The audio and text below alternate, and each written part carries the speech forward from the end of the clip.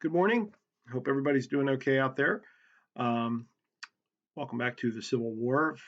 We're going to go charging, pun intended, into Reconstruction today. We're finished with the McPherson Battle Cry of Freedom book. You all should be around chapter 4 of Eric Foner's book by right now. So today I'm going to plunge right into the era of Reconstruction, which we've been reading about even while we were reading McPherson.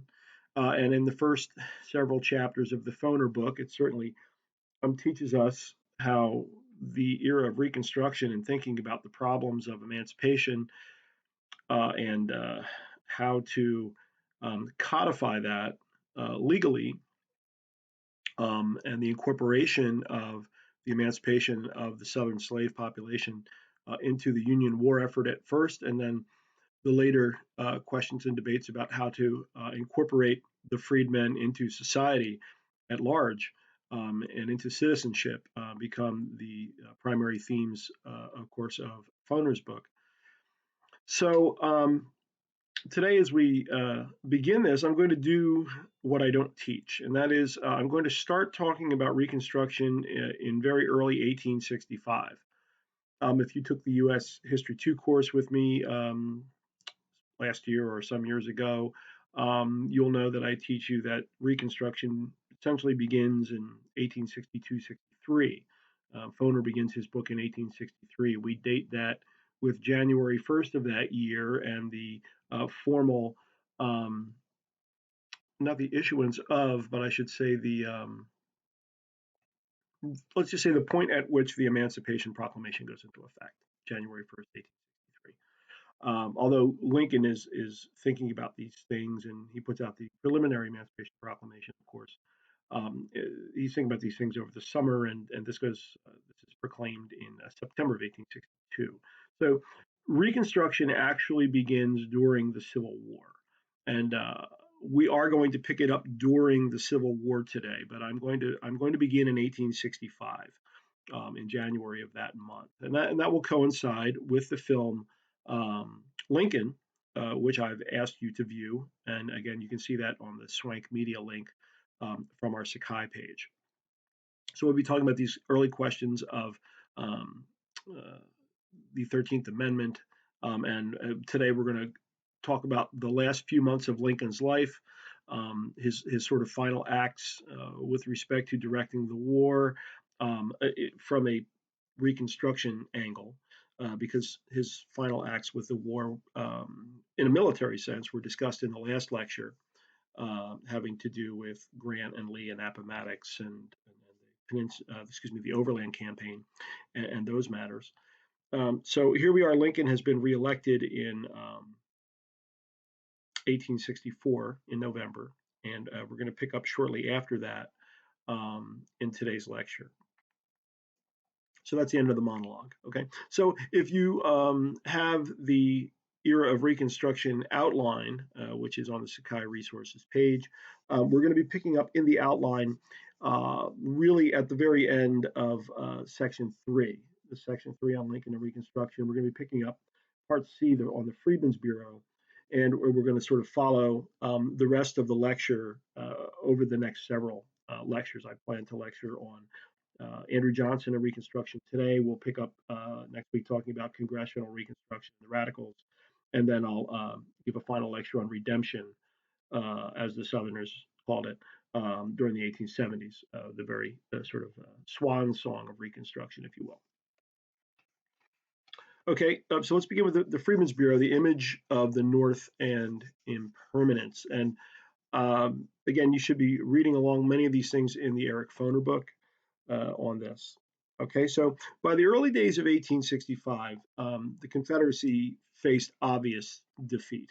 I mean, this just loomed for them. It was an increasingly crushing reality. And as you're reading in the Bruce Levine book, Fall of the House of Dixie, they're just seeing their whole world coming down around their ears as the Union Army marches through more and more Southern territory. Provisions and supplies become scarcer. The Southern slave population becomes increasingly unmanageable, and now increasing numbers of black troops are marching in the Union Army, and the Southerners can see the proverbial writing on the wall at this point, right? So as we saw in the last lecture and in the chapters by James McPherson, for a moment there in 1865, casualty rates were so high, and disillusionment in the war with the war in the North was becoming so great, that Lincoln's any popularity he had was seriously damaged, and his chances for reelection looked very bleak in 1864. But William Tecumseh Sherman's critical victory at Atlanta in September of 64, along with other important victories by Phil Sheridan in the Shenandoah Valley, really helped to.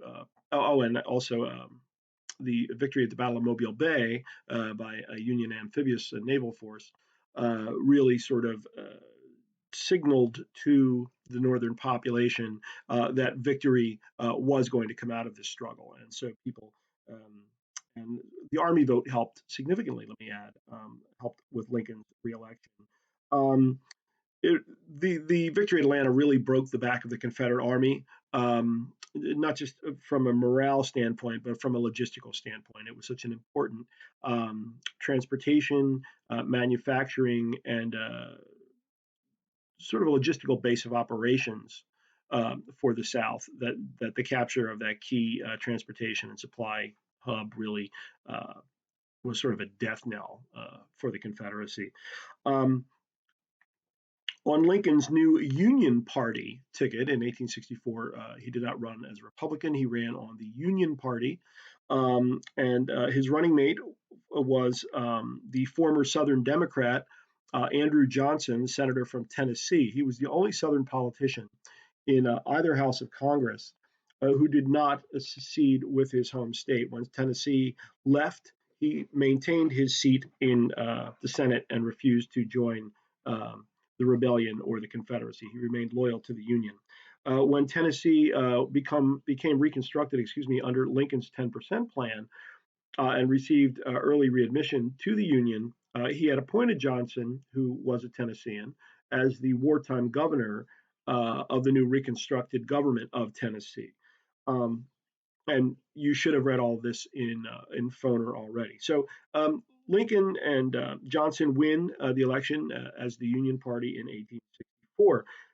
With the election of Lincoln, the defeat of Johnston's forces at Atlanta, again, Confederate defeat is a foregone conclusion at this point. So post-war issues become increasingly the focus, and as we look forward to the American efforts in World War II, for example, by 1944, it was clear that the Allies were going to win the war, and it's at that point that we see the Allies increasingly planning for the post-war reconstruction of Europe, conversations about the Marshall Plan. The International Monetary Fund, the World Bank, all these sorts of financial mechanisms that were being put in place to help stave off a post-war depression in World War II.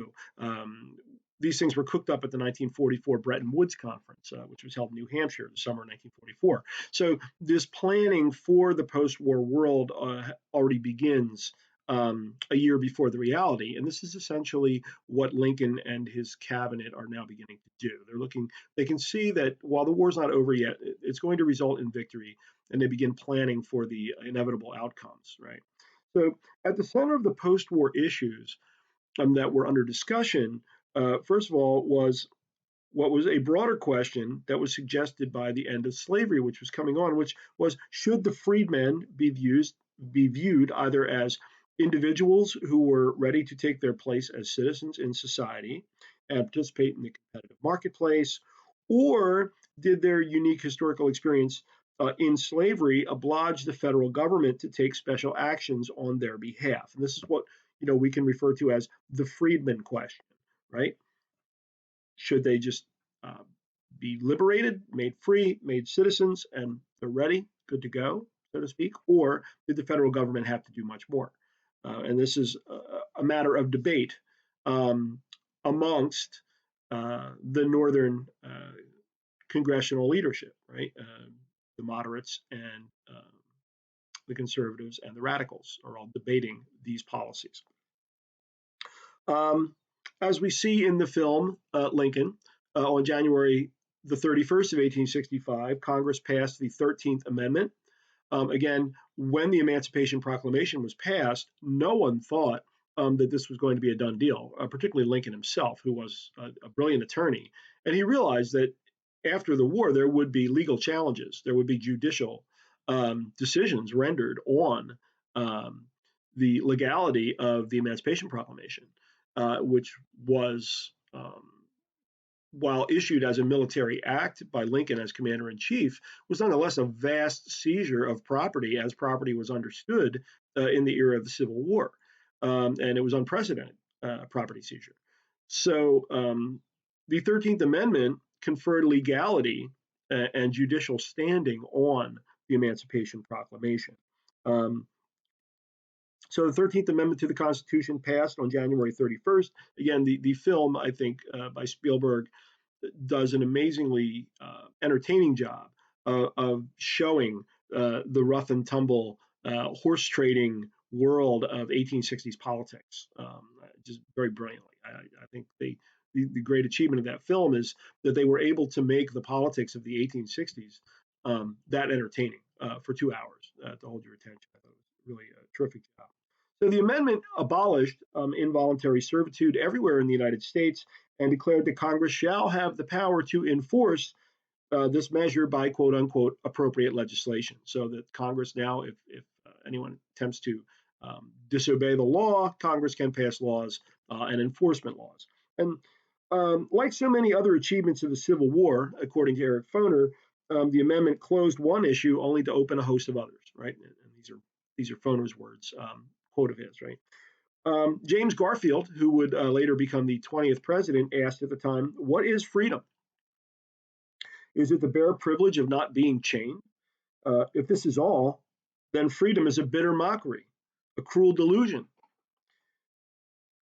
So the meaning of the amendment's second clause, which empowered Congress to enforce abolition with quote unquote appropriate legislation, was another open question, right? What would become of that? How would that turn out? On March the 3rd of 1865, Congress created the Bureau of Refugees, Freedmen, and Abandoned Lands, better known to history as the Freedmen's Bureau. After many months of House and Senate disagreement over its provisions, the bill establishing the Freedmen's Bureau was adopted. The Bureau was there to distribute clothing, food, and fuel to the destitute freedmen, and also was charged with overseeing, quote unquote, all subjects relating to their conditions in the South. So at the time, in 1865, it was the largest federal aid program in the nation's history. No big government intervention in society to assist citizens socially, financially.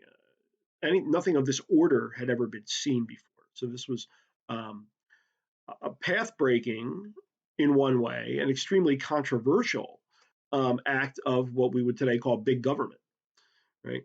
At the time that this was passed, also, Congress chartered the Freedmen's Savings Bank to encourage habits of thrift and saving among the former slaves. As the freedmen begin to enter citizenship and freedom, and they will become now players in the economic marketplace, it became necessary to begin to instill in them, from the perspective of Congress, habits of thrift and understanding how to manage money.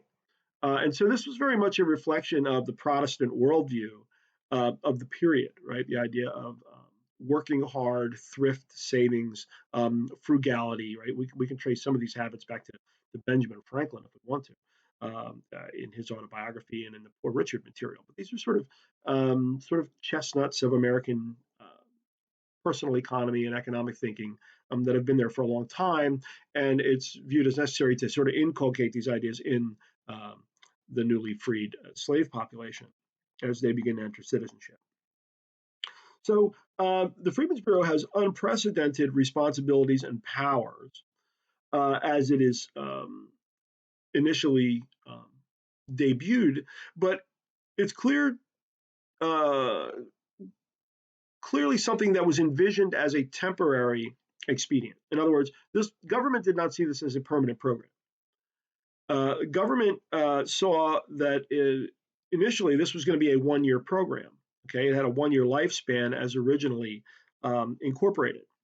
But incredibly, with something so ambitious, no budget was appropriated for it. So the Freedmen's Bureau initially had to draw all of its funds and staff from the War Department, and this all came out of the War Department budget. Charles Sumner, the Massachusetts congressman, or excuse me, senator, had proposed establishing the Bureau as a permanent government agency, and even to have a secretary of cabinet rank serving in the president's cabinet.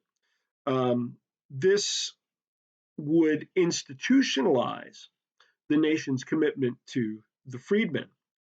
But an idea like Sumner's ran counter to very strong inhibitions against long term guardianship of the freedmen. In other words, the vast majority of the American population who were not quote unquote radical Republicans, particularly looking at a Northern Democratic population, were not interested in a long term sort of social custodianship of and for the freedmen, that they were going to need to stand on their own 2 feet and be able to enter the competitive marketplace and survive. So this was a very controversial suggestion. At the last minute, Congress redefined the Bureau's responsibilities so as to include white Southern refugees as well as freedmen, right? So that's why it's called the Bureau of Refugees, Freedmen, and Abandoned Lands. Um, so this was a vast expansion of its authority that aimed to counteract the impression that the agency existed to provide preferential treatment for the freedmen. There were many poor, destitute white Southerners who became war refugees, just as there were many homeless and landless, excuse me, freedmen. And so the agency was there to assist the entire Southern population. As I mentioned earlier, the Freedmen's Bureau was a very controversial aspect of the Reconstruction effort. There were four principal reasons for this. First of all, Southerners hated it. It was a great example of federal interference, right, in state and local matters, customs, traditions, right, society. Why did the South ostensibly fight the Civil War? Yankee interference in their affairs. Well, after freeing the slaves, this is a far greater level of Yankee interference in their day to day affairs of the South, right? They're actually going to govern and manage race relations on a daily basis. This is a far beyond the level of property seizure. This is in some ways an even more egregious intrusion into their affairs as they, Southern white Democrats, viewed it. Secondly, some in the federal government opposed it because it was viewed as unconstitutional. Nowhere in the Constitution did the federal government have the right to create a gigantic agency which existed to provide funding, treatment, legal assistance, and all sorts of things like that for a specified group of people. Where does the government have the right to do that? Well, from the position of radical Republicans, this power came from the same power that gave Alexander Hamilton the idea that he could create a first bank of the United States. Right? It was the elastic clause, the implied powers clause of the Constitution. So this again was an example of loose construction of the Constitution. So many people opposed the Freedmen's Bureau, on the grounds of strict construction, that this was not a specified power of the federal government under the Constitution. So the same debates over loose and strict construction that we can find between Jefferson and Hamilton over the first bank of the United States, between those who championed the second bank in 1816 and their opponents, the same people who debated internal improvements in the 1820s are the same people who are opposing the Freedmen's Bureau here in 1865. So it's an example of government overreach and unconstitutionality.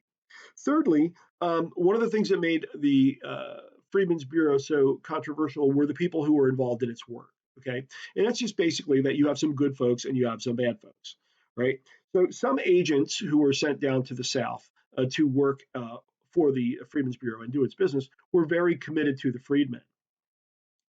Okay, you had lots of young teachers and attorneys who were coming down from the northern states in New England, particularly, but from other states as well, going down to the South to operate schools, to teach the freedmen to read, teach them to write and their ABCs. You have young attorneys who are going down there doing sort of they're paid by the Freedmen's Bureau, but they're not working in private practice. They're essentially doing it's not pro bono work because the government is paying them, but they're doing, well, it is pro bono. The freedmen aren't being charged for their legal services to help them with labor contracts, in labor disputes with planters, to help them with um, uh, claims they may have in court. Okay. But then you have these other agents who came down who would become referred to as carpetbaggers. These were the opportunists. These were Northerners who came down and saw a very fluid situation in the American South. There was a great sort of social power vacuum. The Southern economy is in tatters. And for Northerners with some capital, it's a great opportunity to go down there and buy up stuff cheap, right? And exploit the situation for personal gain. And so these people become particularly despised as greedy Yankee capitalists that offend the Southern population.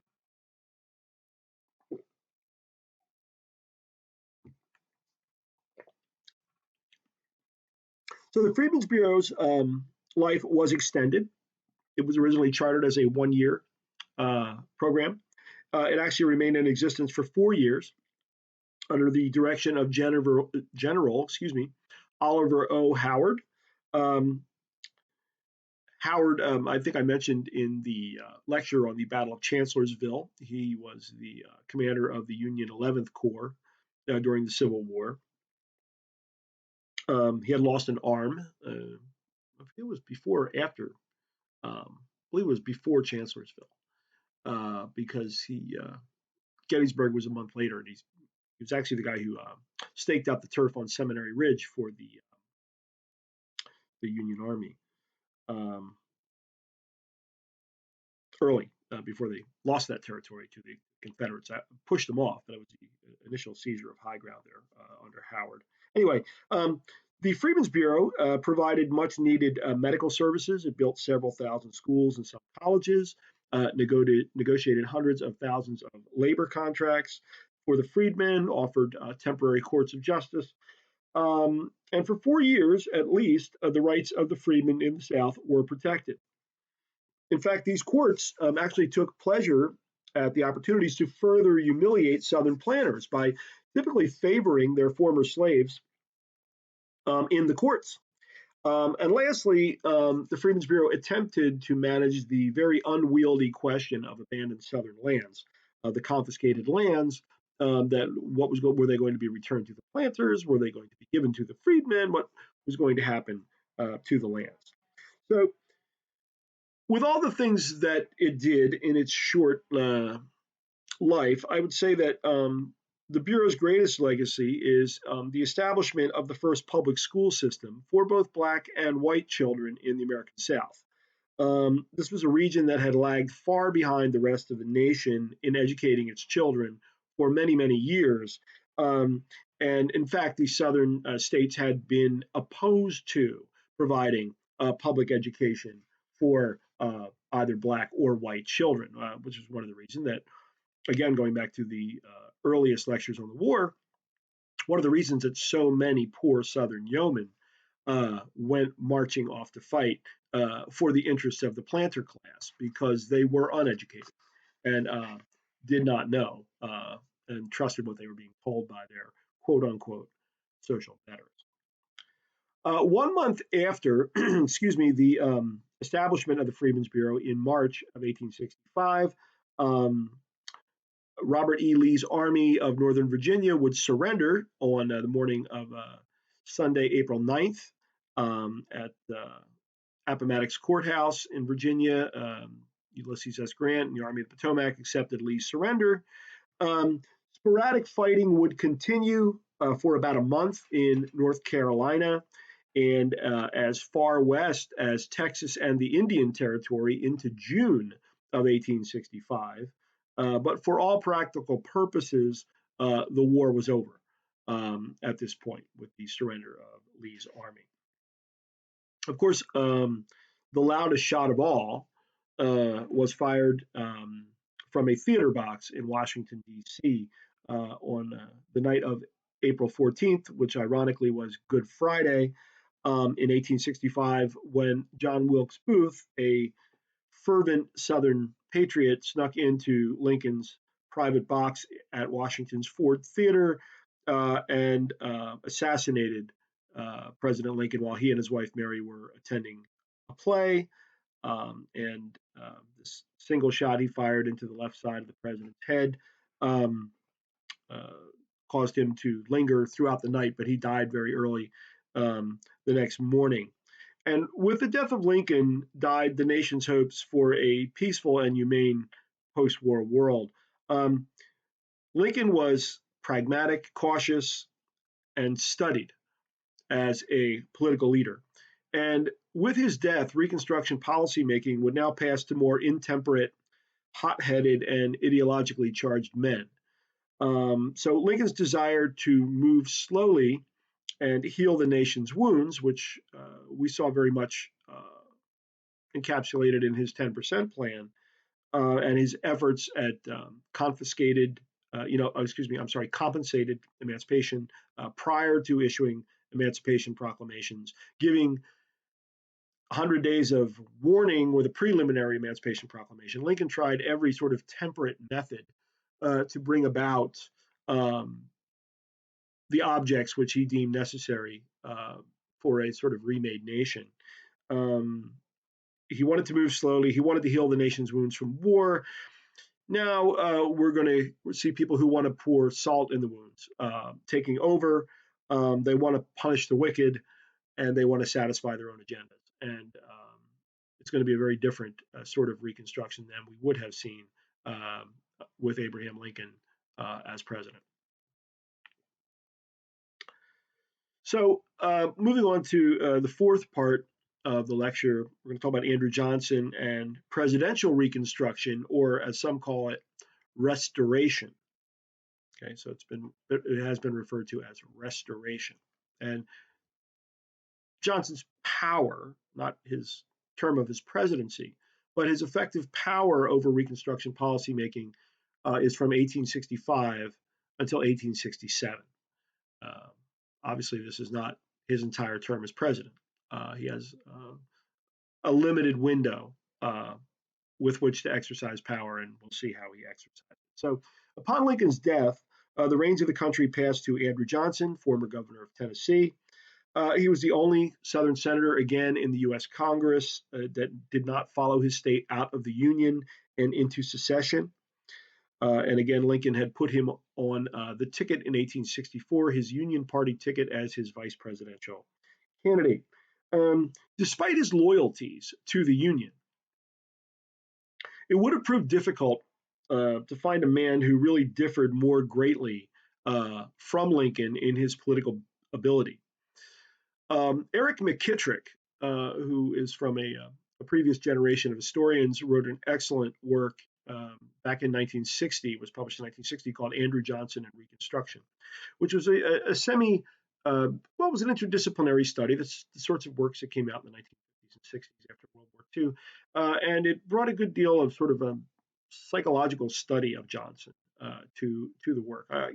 Very recommended. It's an oldie but a goodie, as they say. So in describing the difference between the two, and I'll be giving you a few quotes from Eric McKittrick as we move forward here, McKittrick expressed the differences between Johnson and Lincoln as this. The key to the contrast between the two men lies in the way success was conceived. For Johnson, personal fulfillment had long since come to be defined as the fruit of struggle, real, full-bodied, terrible, against forces specifically organized for thwarting him.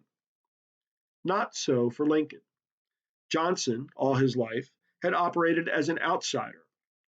Lincoln, in most of his worldly dealings and temperamentally, was an insider. Johnson essentially saw the world as lined up against him. And this is really a product of his childhood, his upbringing, and his life experience as a young person. Johnson's life had been one continuous struggle against the odds that left him with a permanent chip on his shoulder and a thirst for class and social acceptance. He was the son of a tavern porter who died when Andrew was only 3 years old. Um, his mother was known locally where he grew up as Polly the Weaver. She was unable to support him because of her own poverty and apprenticed him out to a tailor at the age of 14. Johnson received no formal education. He ran away from his indentured servitude after some time. And if you go back and look at North Carolina newspapers, he grew up in the mountain country of Western North Carolina originally and ran away into Tennessee from his indentured servitude. So he was a white bond servant. And you can find runaway ads for Andrew Johnson in Western North Carolina newspapers. If you go back into I guess it would be probably the 1820s, early 1820s. Eventually, his impoverished stepfather moved the family from the mountains to eastern Tennessee, where Andrew then operated his own tailor shop. He began to learn to read, and at age 19, married Eliza McCardle, who was the orphan daughter of a shoemaker. You're getting a picture of his social circle here, right? And his young wife, taught him how to write. Through hard work, which he was no stranger to, and saving, he soon owned a home, a tailor shop, a brick store, and a farm. And he began debating with the young men of the town about politics, questions of society, and soon he held several local political offices. So this guy was described by McKittrick as grimly ambitious. He brooded over the wrongs, real and imaginary, which were thoughtlessly foisted upon him by his social betters. And out of his inner world of suspicious fantasy, he evolved an extravagant credo of plebeian democracy and honest toil. Once, after a snub from one of the Greenville, was where he was living, Greenville, Tennessee, one of the local gentry snubbed him. He raged to his neighbors, "Someday I will show the stuck-up aristocrats who is running the country. A cheap, purse-proud set they are, not half as good as the man who earns his bread by the sweat of his brow." So, with this sort of dogged outlook and ambition um, about his own humble origins that he continued to publicly harp on throughout his life, we will find Johnson still doing this on the eve of his inauguration as vice president. So he never escapes, and I use the word both figuratively and literally. He never escapes the trappings of his childhood. Very self-conscious about his class origins. And the psychological power that this held over Andrew Johnson was going to greatly color his post-war dealings with both the Southern planter class and members of Congress. He's again, Abraham Lincoln also comes from very humble upbringings, but the way that he navigates and moves beyond these, nothing like Andrew Johnson. In May of 1865, again, Johnson has been president for about a month, and he announced then his plans for Reconstruction. And in many ways, Johnson's plans seems to have been intended to break down the planters' economic and political domination of the South, and was designed to uplift the white Southern yeomanry, the class that he came from. Radical Republicans initially believed that Andrew Johnson was, quote unquote, their man. Here was a guy who wanted to, because remember, radicals want to punish the South. They want revenge for the war. They want to hang the traitorous leaders of the rebellion. They want to put, financial punishment on the South for the damage that's been caused. So they think Johnson's their guy. But he proved almost daily after assuming office that his chief function was just to punish the South. Radicals quickly began to worry when Johnson extended recognition to the Southern governments created under the Lincoln administration in Arkansas, Louisiana, Tennessee, and Virginia. So as soon as he takes over, there were a number of states who had been reconstructed under Lincoln's 10% plan, okay, the aforementioned Arkansas, Louisiana, Tennessee, and Virginia. And because Johnson was prepared to just keep them as is and not have any further requirements of them, because the radical Republicans wanted black enfranchisement. They wanted black male voting rights. And these four states did not have that.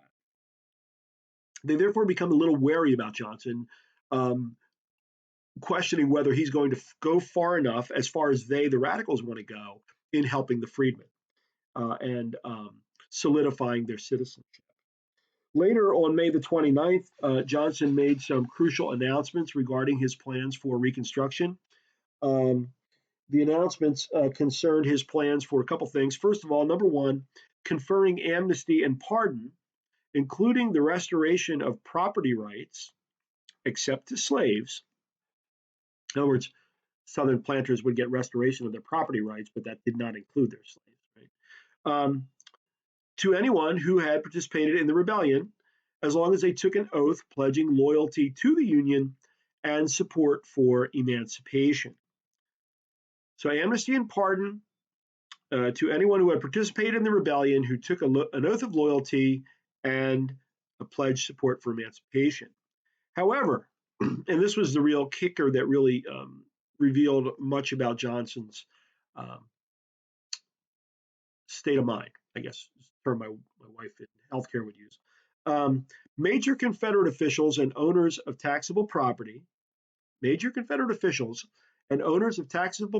valued at over $20,000 were excluded from this, and they were required to apply individually for presidential pardons. Johnson also appointed William Holden, not to be confused with the 1950s and 60s actor of the same name, as provisional governor of North Carolina, and he instructed Holden to call a constitutional convention to amend the state's pre-war constitution. So there were different things going on here. And he's going to issue identical edicts to other Confederate states to amend their pre-war constitutions. The reason for this is all those who had not been pardoned under the terms of Johnson's first proclamation were excluded for voting for delegates. But otherwise, voter qualifications in the South would go into effect immediately before secession. So, in other words, what Johnson was aiming to do was to prevent blacks in the South from participating in the post-war process of creating new state governments that could be reconstructed and brought into the Union. If the states' pre-war constitutions were amended to just exclude the planter class, they would, in other words, rather than having to draft a new constitution, what they were being asked to do was just amend their pre-war constitution to exclude major Confederate officials and major planter class property owners. But otherwise, this would assure that all delegates to state conventions would be white, because there were no pre-war blacks voting or participating in politics in the South. Sorry, I think I could have been a little clearer about that. Johnson always claimed that his Reconstruction policy was merely a continuation of Lincoln's, far as he was concerned. But clearly, in important ways, it was very much his own. First of all, Lincoln had made clear that he favored at least a limited suffrage for Southern blacks. He had made clear that he wanted black men who were educated, owned property, or had participated in the Union armed forces to have voting rights. Secondly, Lincoln had never suggested such great exceptions to presidential amnesty as those announced by Andrew Johnson. So, this $20,000 clause that Andrew Johnson had put into his rules for amnesty and pardon was aimed at stripping the Confederate economic elite of a voice in Reconstruction.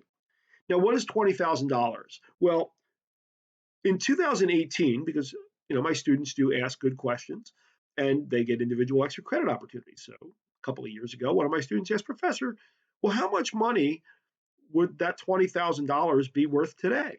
And I said, well, go find out and tell us. So in 2018, $20,000 was worth $309,000, $381.60. And that is because the valuation has gone up 2.7% per year since 1865. So at a rate of growth of 2.7% since 1865, that $20,000 was in 2018 $309,381. So that's what we would call a upper middle class person today, I believe, someone owning that much property. Well, or it could be middle class. I don't know. I don't really know where those lines are drawn anymore. But that was the Confederate economic elite in the 1860s. So anyway, these sorts of provisions of stripping them from any kind of a voice in Reconstruction was far harsher than anything Lincoln had ever suggested. Lincoln had viewed Reconstruction as a component of ending the war. That was his goal, to end the war, to make Reconstruction, his proposals for it, accommodating enough. And I don't mean that he's looking to accommodate Southerners, but making them attractive enough where Southerners are going, okay, that's not as bad as we thought it was going to be. Maybe we should stop fighting, right? Surrender, of course, was not attractive to Southerners, but increasingly it became clear that they could not win. And so Lincoln saw Reconstruction as an important piece in making the bloodshed stop. That's what he wants to do. He wants to bring the war to an end. So by making Reconstruction more lenient, his hope was to end the death and suffering and reunite the country. And that's why he's famous for the quotes about, if I could do this by freeing one slave, if I could do this by freeing no slaves, if I could do this by freeing all the slaves, if I could free some and not others. This is why Lincoln put that quote out there earlier in the war, because he's concerned about reuniting the Union and bringing the war to an end.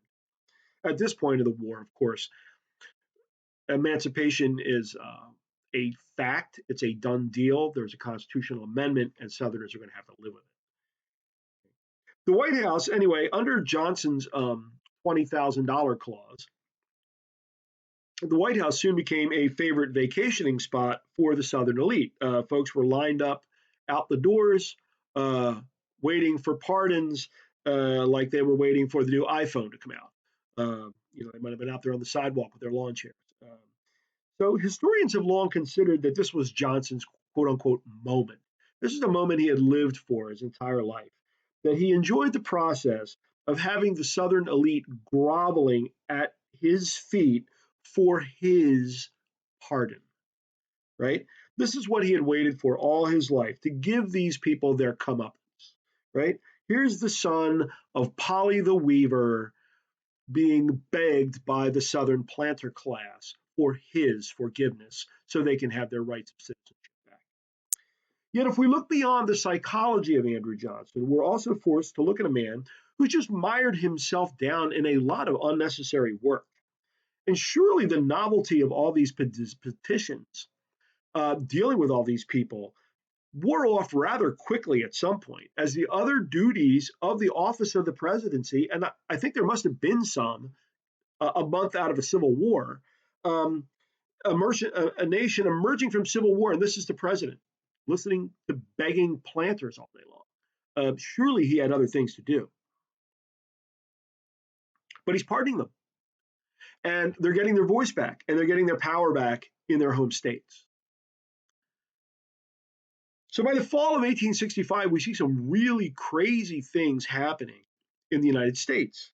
We see, first and foremost, and most dangerously, and most inexplicably, the initiative in Reconstruction shifting to the Southern planter class under Andrew Johnson because of these pardons. Secondly, by late 1865, many former Confederates are returning to Congress. They're being reelected in their home states and sent back to Congress, including the former vice president of the Confederacy, Alexander Stephens. What? Third, in the southern states, we begin to see the institution of quote unquote black codes. And these black codes included anti enticement laws, revamping of former slave codes, so that we see anti vagrancy laws being passed, laws requiring the freedmen to have a labor contract by January 1st of each year, or they would be arrested for vagrancy. So, what we essentially see is the South passing laws in their states, and these are, now mind, these are state laws, these are not federal laws. So we have to be very careful here, understanding that these are Southern state laws that are being put in place to create, in some cases, end runs around the Emancipation Proclamation to reinstitute the closest reapproximation to the condition of slavery that is possible under the letter of the law. Okay. And so it is at this point that Northern voters, Northern congressmen, wounded veterans, widows, newspaper editors in the North begin asking themselves, what was it all for? And by that I mean the war. We have the South returning freedmen to a new form of slavery. Confederates are coming back to Congress. Johnson's pardons are making no one responsible for this horrible war that's caused over 600,000 deaths, and modern scholarship is taking that number up closer to the 800,000. And the war had not even been concluded for a year yet, and this was supposed to be victory. The Republican Party revolts against Andrew Johnson. Upon reconvening in the fall, they determined that these new, quote unquote, ex-Confederate members were unqualified. Congress reserves the right to judge the qualifications of its own members. Congress judged that these ex-Confederates were not qualified, and they sent them home. They threw them out.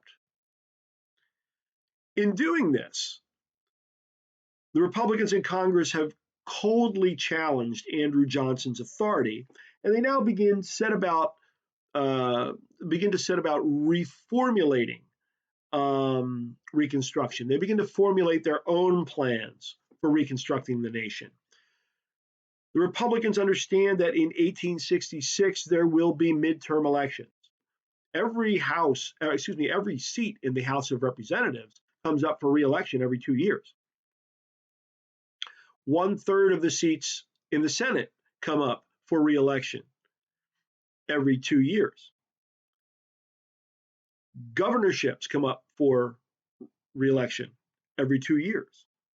So with these 1866 elections approaching, it was not a presidential year, but it nonetheless was a critical midterm election year. Radicals believed that they had to have their own viable plan to take before the American public,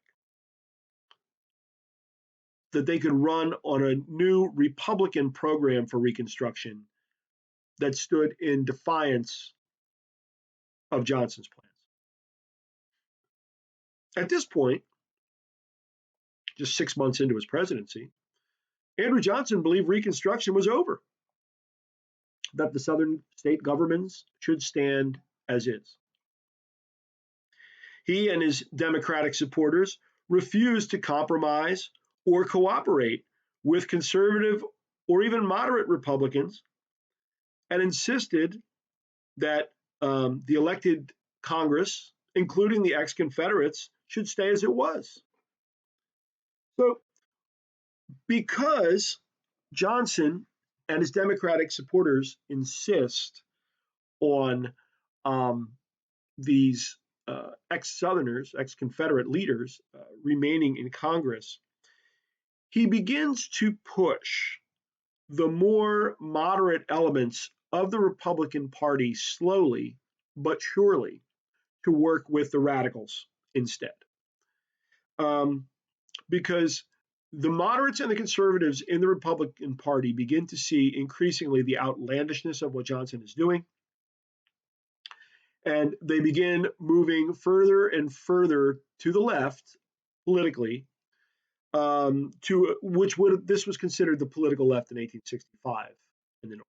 Okay, just to be clear here, they begin to push them increasingly to the radical camp because at root they agree on the most central point now of with the radicals, and that is protecting Black rights. So, interestingly, we saw during the wartime that only radical Republicans supported the idea of Black emancipation. But within 6 months of the end of the Civil War, the entire party now is shifting to not only they've not only all accepted emancipation, but they're now looking to protect Black legal rights. So we're seeing an increasing level of what was then deemed radicalism in the party to ensure Black citizenship. So I'm going to stop right there. This part of the lecture on Andrew Johnson, and we'll pick up next time talking about how Congress formally breaks with Andrew Johnson, and we'll talk about the 1866 midterm elections and the outcomes and results of those. We'll talk about Johnson's greatest political errors he's about to make, and we'll see how Congress seized power from Andrew Johnson.